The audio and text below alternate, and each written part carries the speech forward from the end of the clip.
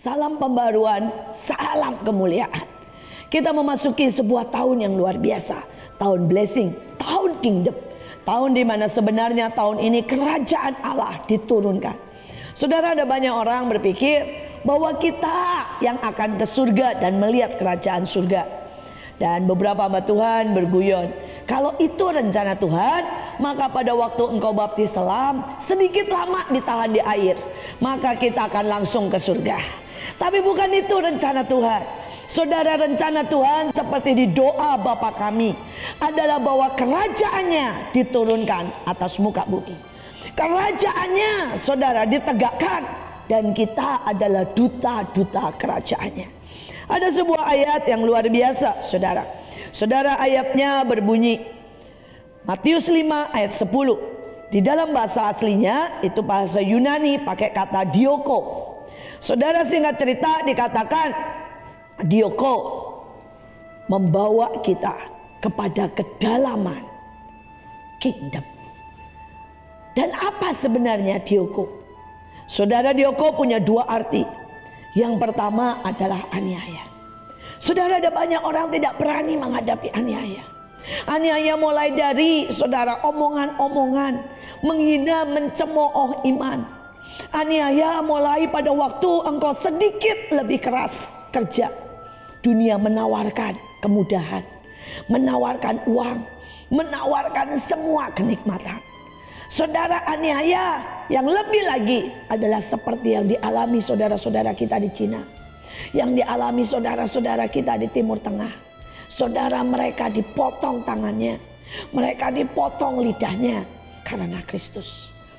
Dan ayat Alkitab berkata, aniaya membawa kita masuk lebih dalam di dalam kingdom kerajaan Tuhan. Saudara, saya melihat tahun demi tahun, saya melihat waktu demi waktu, orang yang berani dianiaya untuk Kristus, dalam hal kecil sampai hal besar, selalu membawa kuasa, selalu membawa kemuliaan, selalu membawa otoritas. Dan hari ini pertanyaannya, seberapa kita berani dianiaya? Seberapa kita berani untuk berkata, Tuhan, aku rela seperti engkau dianiaya, seperti engkau mati, seperti engkau bahkan mengalami dan membayar begitu banyak, kami rela. Seperti jemaat mula-mula, seperti para pendahulu kita, seperti para rasul, mereka dianiaya, tapi mereka berjalan dalam sign and wonder, dalam kuasa, dalam anugerah, dalam keajaiban. Saudara, pada waktu jemaat mula-mula ditekan, mereka berjalan sampai bayangannya menyembuhkan orang. Saudara, pada waktu mereka, saudara, ditangkap, mereka berdoa sampai satu ruangan bergetar. Saudara, pada waktu Yesus ditangkap, mereka berdoa, Roh Kudus dicurahkan dan satu kota diubahkan. Saudara, seberapa sekali lagi kita berani mengalami aniaya? Saudara, hari ini kita mau bahas arti yang kedua. Saudara, arti yang kedua, dioko, artinya seberapa kita berani sakit sampai mencapai tujuan. Saudara, kita tahu ada begitu banyak olahraga, dan tanpa keberanian untuk sakit, maka kita tidak pernah bisa mencapai sebuah kejayaan, sebuah kemuliaan. Saudara, kalau saudara pernah membaca dan pernah melihat, menonton apa yang terjadi di Cina. Seseorang anak yang mulai berkata, saya mau jadi pesenam, maka dia diambil, dipisahkan dari orang tuanya sejak usia 5 tahun. Maka dia mulai ditekan, belajar speed, ditarik, saudara. Mereka belajar hal-hal yang menurut manusia sangat susah. Dibanting, dinaikkan, digantung di atas berjam-jam. Orang berkata sadis, tapi tidak ada cara lain untuk mengeksplor semua kekuatannya. Tidak ada cara lain untuk menjadikan mereka atlet-atlet dunia selain mereka harus melewati sakit itu. Dan itulah dioko. Dan itulah yang membawa ke dalam deeper kingdom. Saudara, di dalam kingdom ada begitu banyak kemuliaan, ada begitu banyak kuasa, Ada begitu banyak yang Tuhan sediakan buat kita. Ada mahkota kehidupan. Dan tahukah saudara, salah satu mahkota yang Tuhan sediakan adalah mahkota martir. Mereka yang berani menderita bagi Kristus, yang berani mematikan dirinya, berani mengambil pisau dan menancapkan itu untuk memotong setiap kedagingan kita untuk masuk di dalam kingdom.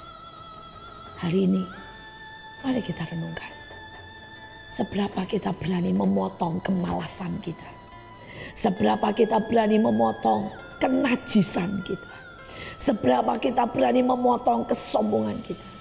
Saudara, saya belajar dari ayah saya. Dan setiap kali saya merenungkan apa yang beliau buat, saya selalu berkata, dia seorang yang dipower, masuk lebih dalam kingdom. Karena keberaniannya mengambil pisau dan memotong. Keberaniannya menerima aniaya. Keberaniannya. Saudara, dia lulus sebagai seorang dokter gigi. Dan hari itu dokter gigi sangat ajaib, banyak diminta di mana-mana. Saudara, itu zaman saudara tahun 66 dan itu sedang saudara masa transisi. Saudara, tapi sekali lagi di tengah semua menawarkan tempat yang baik, Tuhan berkata pergi ke Biak, pergi ke Papua. Saudara, hari itu tidak ada satupun yang mau pergi. Tapi sekali lagi, seberapa kita berani memotong semua kenyamanan kita dan kita mentaati Tuhan. Saudara, beliau pergi memilih ke Biak bersama anaknya, istrinya. Saudara, dan hari itu di sana belum ada apa-apa. Saudara, di sana sedang ada perang antara saudara penduduk asli dengan pemerintah Indonesia. Saudara, kami berkali-kali mengalami maut, kami berkali-kali kekurangan, tidak punya apa-apa. Di sana tidak ada listrik. Saudara, tapi sekali lagi itulah yang membuat kami melihat keajaiban demi keajaiban. Saudara, ayah saya, ibu saya sebenarnya tidak mendapat apapun yang bisa untuk hidup. Tetapi mereka berani, mulai dari mencocok tanam. Saudara, mereka mulai memelihara ayam. Mereka juga saudara berjualan baju. Mereka juga mendatangkan mebel. Tapi mereka juga sebagai guru. Mereka sebagai pendeta. Mereka saudara sebagai dokter. Dan ibu saya juga mengajar saudara di sekolah. Mereka menyangkal. Mereka memotong semua kenyamanan. Bahkan hari itu saya baru berusia 3 tahun. Dan setiap hari orang tua saya taruh saudara di SD. Saudara, karena tidak ada playgroup, tidak ada penitipan anak. Dan tempat saya di SD bersama orang-orang yang tinggi-tinggi besar-besar. Karena di SD di sana mereka mulai umur 10 tahun kurang lebih. Saudara, tapi saya melihat pembelaan Tuhan. Saya melihat bagaimana Tuhan berkati ayah saya, berkati ibu saya. Saudara, hampir satu pulau terima Tuhan. Sampai ke pelosok-pelosok. Mujizat terjadi hampir setiap hari. Saudara, kami melihat bagaimana berkat keuangan saudara. Saudara, orang memberkati ayah dan ibu saya.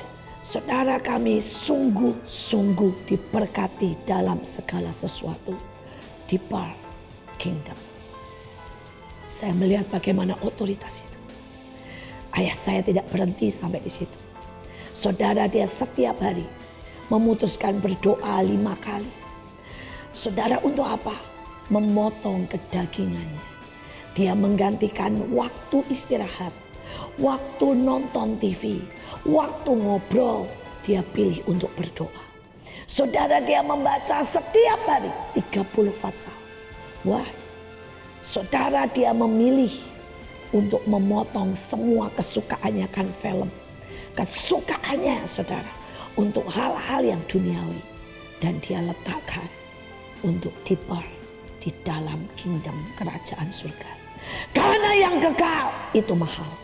Karena yang kekal harus dibayar. Karena yang kekal harus dikejar. Persoalannya, seberapa kita berani diper. Mari kita berdoa. Tuhan, kami tidak mau menjadi Kristen murahan. Tidak pernah berani mengejar. Yang tidak pernah berani meletakkan. Yang bahkan tidak pernah berani mengambil pisau untuk menyangkal diri dan mengikut Engkau. Ajari kami hari-hari ini diper dalam kingdom. dalam kerajaan, dalam kuasa, dalam otoritas, dalam mujizat. Tapi juga kami berani untuk sungguh-sungguh menghadapi aniaya, menghadapi penyangkalan diri, menghadapi meletakkan yang memang Engkau minta untuk kami letakkan. Kami bersyukur Tuhan, kami bersyukur. Kami tahu ada janji, ada berkat, ada kemuliaan, ada kekekalan bagi mereka yang berani meletakkan. Terima kasih Tuhan, terima kasih karena kami tahu bersama Engkau kami punya masa depan. Di dalam nama Yesus kami berdoa. Amin.